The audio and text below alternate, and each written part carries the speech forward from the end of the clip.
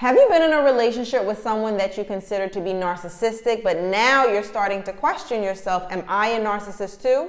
Well, you're in the right place, because in today's episode, I'm going to help you to answer that question, and not only answer that particular question, but help you to understand where those thoughts coming from and what to do with them.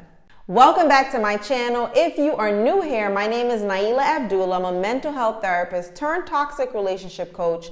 And after overcoming my own personal experiences with toxic and narcissistic relationships, I am now on a mission to help women like you to heal and rebuild yourself after the impact of a toxic or narcissistic relationship. And most importantly, guaranteeing you that you will not end up in another toxic relationship again. So we're here breaking cycles. All right, if that sounds like what you need, stick around, subscribe to this channel, and let's get into this topic. So one of the things I want to do, first of all, I want to normalize the fact that you are questioning yourself. It's completely logical. You have identified the partner or ex-partner to be narcissistic. You've studied it. You see traits about them that is in alignment with what you're reading about narcissism. But now you're starting to look at self and say, but wait a minute, I'm doing some of the same things. Am I a narcissist too? I want to normalize that. That's completely normal, but it's logical, it's normal, but I want to bring some clarity to you. So there's a good chance I have not yet met you. Not yet, right? So I don't know you, but what I will say is that what I know from a professional and personal standpoint of narcissists is that they're not good at self-reflection. They have no interest on reflecting of self. They have no interest of being held accountable for their behavior or admitting their behavior, right? So the fact that you are trying to reflect on yourself and look at your own behavioral patterns and you're comparing it to theirs, and you're looking to see how maybe you can self-improve, none of those traits are traits of someone who is narcissistic. So I can almost bet, and I'm not a gambler, but I can almost bet that no, you are not a narcissist. However, there are some thoughts that have led you to this question. And like I said, it's logical. So now let me help you to understand why you are behaving in some of the same patterns in the way that they're behaving. And not only figure out why you're doing that and what brought you to that question of are you a narcissist, but now what to do with that behavior and what to do with those thoughts so you can get out of this messy space. We want to heal, we want to move forward, we want to rebuild ourselves. So let's get some clarity so we can do just that.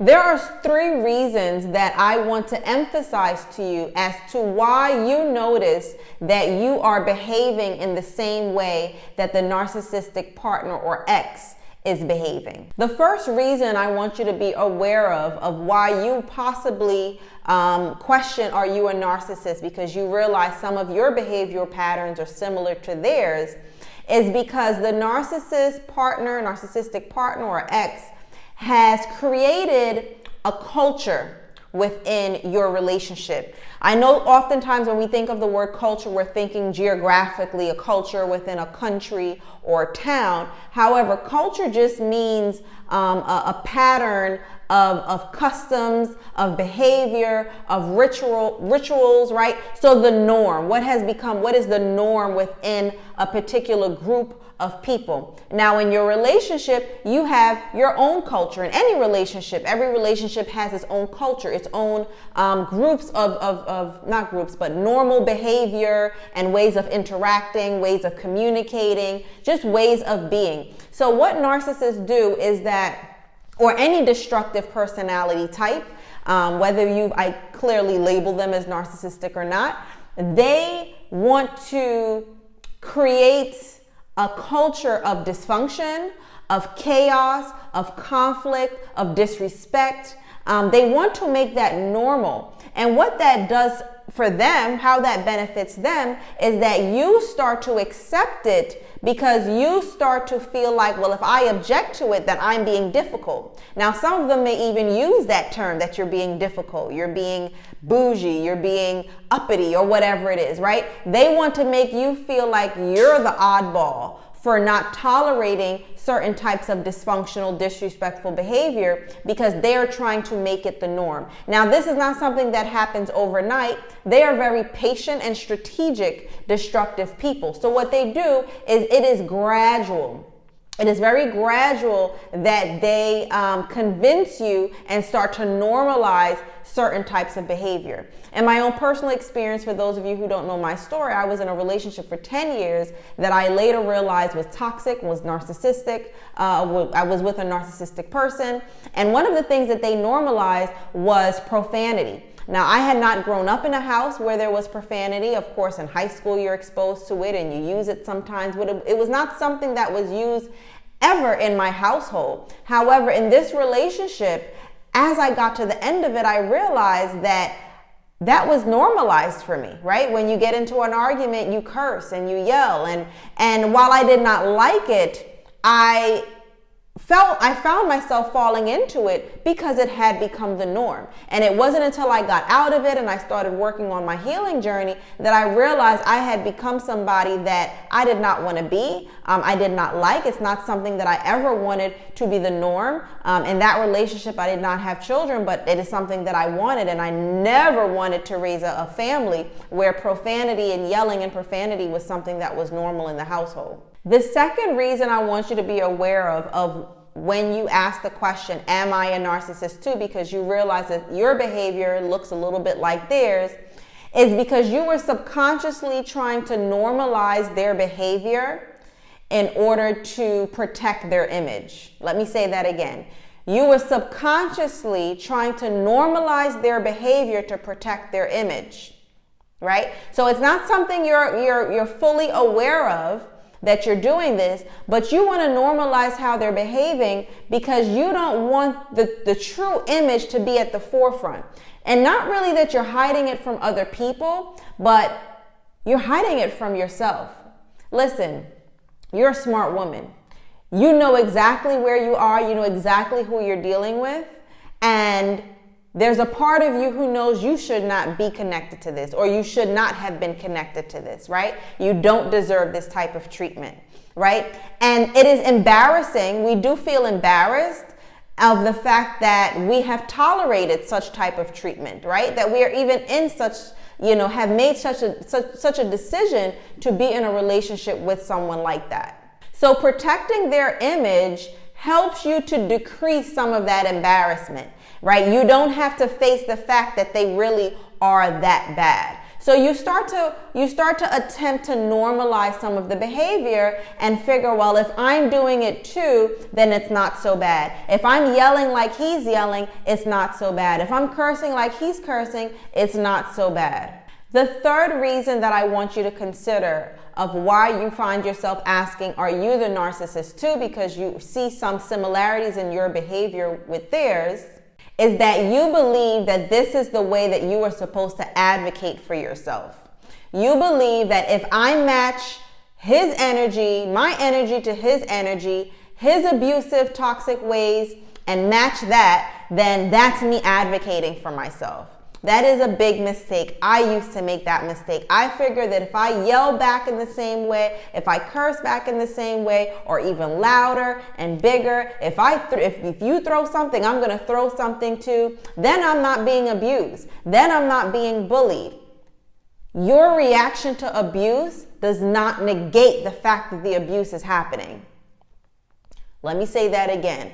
Your reaction to abusive behavior, disrespectful behavior, exploitive behavior, manipulative behavior, is psychological abuse, emotional abuse. Your response to that does not change the fact that it's happening. So you don't need to match that. As the young folks say, you don't need to match energy to energy. Okay? It's not going to make it any better. And it doesn't mean it's not happening. You're still enduring abuse. You're still being mistreated. So don't think that because you're giving it right back and you're behaving in the same way that you are advocating for yourself. Yes, you're speaking up, but you're still also absorbing all of that negative energy. That's not the solution. The solution is to remove yourself and not just break up and have the title that we're broken up, but completely remove yourself and going no contact. And if there's children involved, going minimal contact. So as you think about these 3 reasons that I gave you as to why you may be thinking you're the narcissist too, because you see some similarities in behavior, I want you to take some time to really think about these 3 tips that I gave you. See where it fits in for you. If all of them fit, if some of them fit, don't be ashamed. It's completely normal. But now the question is, okay, Naila, I do see myself in some of these tips that you gave, some of these examples, but what do I do with it now? Well, I'm going to give it to you because you know I'm not just here to give information, but we're here about solution. We're here about transformation. You have to let go of your ego. You have to let go of your pride and admit to yourself, this is not a public announcement you need to make to anyone. You need to admit to yourself that I made a wrong decision. I gave my time to the wrong person. I even behaved in ways that were not in alignment with who I truly am. And I forgive myself for that. But now I have to be willing to say, I want to do better. I am going to do better. And you can let them know that too. And don't feel like you need to go into a full explanation and say, I listened to this video on YouTube and this is what I learned and this is what I'm going to do.